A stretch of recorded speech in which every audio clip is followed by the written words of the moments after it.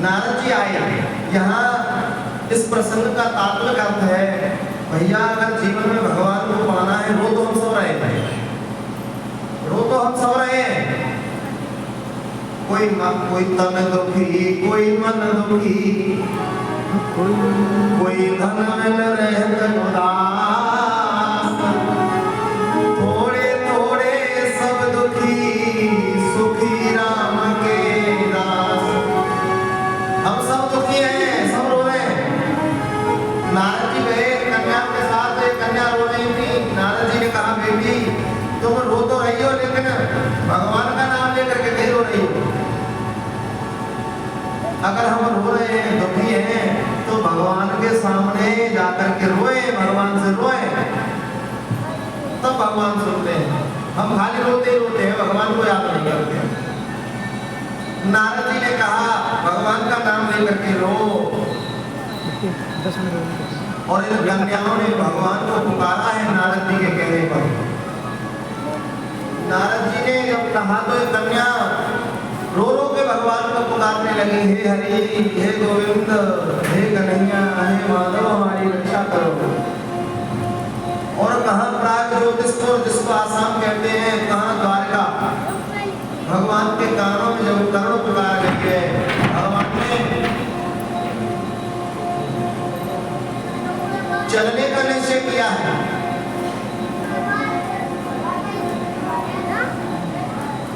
बेटा शांत हो जाओ। भगवान चले हैं और सत्यभामा जी को साथ में लिया है। सत्यभामा जी को साथ में लिया है। अब सत्यभामा जी को साथ में क्यों लिया? वहां कहीं घूमने फिरने थोड़ी जा रहे हैं, सैर करने थोड़ी जा रहे हैं, युद्ध करने जा रहे हैं।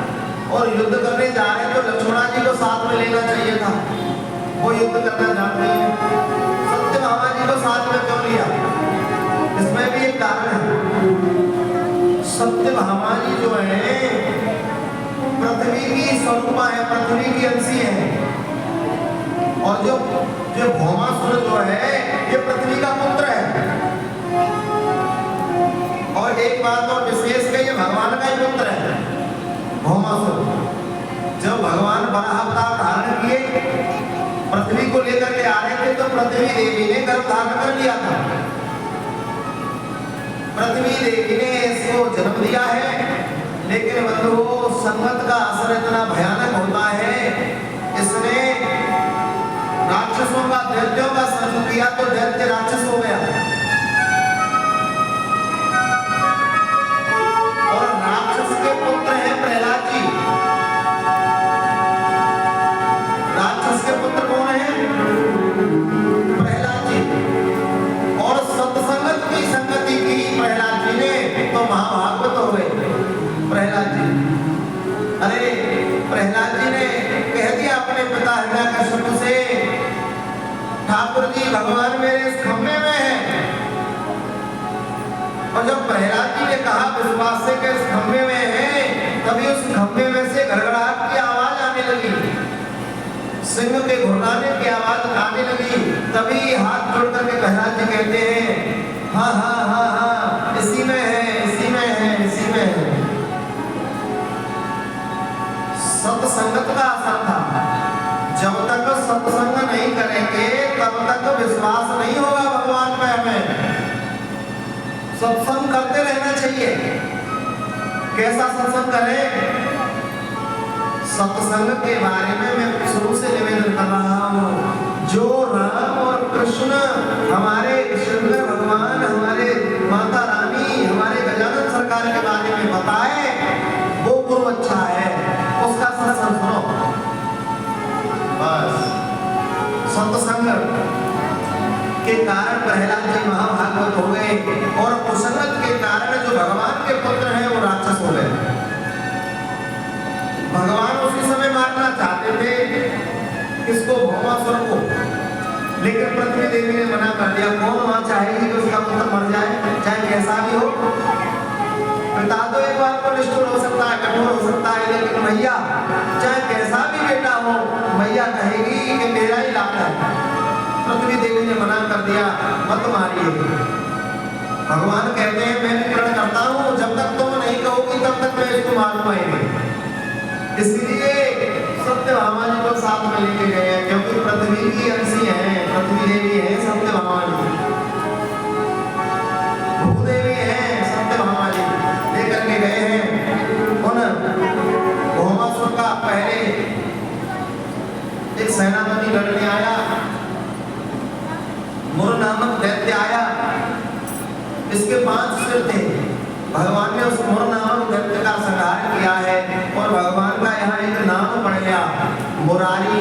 कहिए कृष्ण मुरारी भगवान की, मुरारी नाम पड़ गया भगवान का।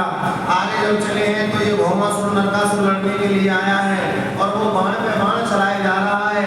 भगवान गरुड़ पे बैठे हैं सत्यभामा को लेकर के, भगवान बच रहे हैं, मार नहीं रहे, बार बार बच रहे हैं। सत्यभामा जब बार बार परेशान हो जाती है तो सत्यभामा कहने लगी इसको मार क्यों नहीं देते, मार दो, खेल क्यों कर रहे हो। भगवान कहने लगे तुम कहो जब मारेंगे। सत्यभामा कहती है मार दो, मार दो, मार दो। भगवान ने सुदर्शन चक्र का आवाहन किया है और भौमासुर का उद्धार किया है। वृंदावन बिहारी लाल की जब भौमासुर मारा गया, भगवान गए जेलों में। जो 16,100 कन्या थी उन जेलों को खोला है और उनसे कहा है तुम कहाँ से आई हो, कौन कौन की बेटी हो, तुम अपने अपने सब घर को जाओ और किराया नहीं हो तो किराया हमसे ले जाओ, मत जाओ। भगवान ने सुंदर व्यवस्था की है उनके जाने की, उनके घर भेजने की।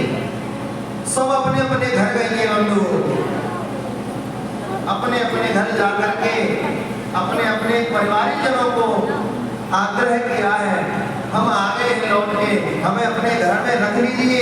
लेकिन संसार बड़ा विचित्र है, घर वालों ने एक भी कन्या को अपने घर में शरण नहीं दी।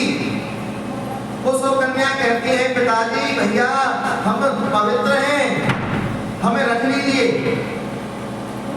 लेकिन घर वाले कहते हैं तुम इतने वर्षों से रह करके आई हो उस भौमासुर के यहाँ, हमारी नाक कट जाएगी, बदनामी हो जाएगी, तुमसे कौन विवाह करेगा।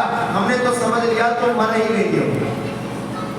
कहाँ जाती वो 16,100 कन्याएं एक साथ एकत्रित हो गई हैं।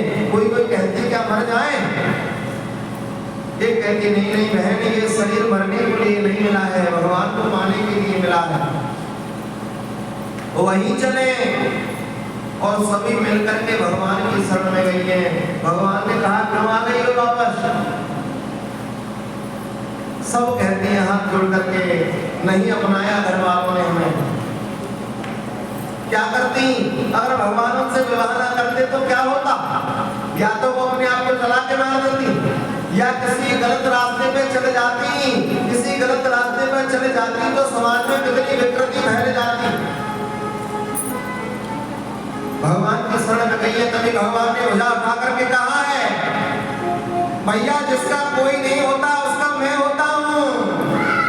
भगवान ने उसी समय 16,100 रथ बनवाए हैं, 16,100 ब्राह्मण बनवाए हैं, 16,100 मंडप बनवाए हैं और 16,100 रूप बना करके भगवान ने एक ही बार में उन 16,100 कन्याओं के साथ में विवाह किया है।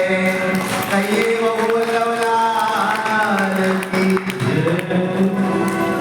द्वारकाधीश भगवान की, भक्तवत्सल भगवान की जय हो। कितनी कृपा सावरे बनाए रखना और इतनी कृपा सावरे बनाए रखना और मरते दम तक सेवा में लगाए रखना। कृपा सावरे बनाए रखना, कृपा सावरे बनाए रखना, मरते दम तक सेवा में लगाए रखना। कृपा सावरे बनाए रखना, कृपा सावरे बनाए रखना।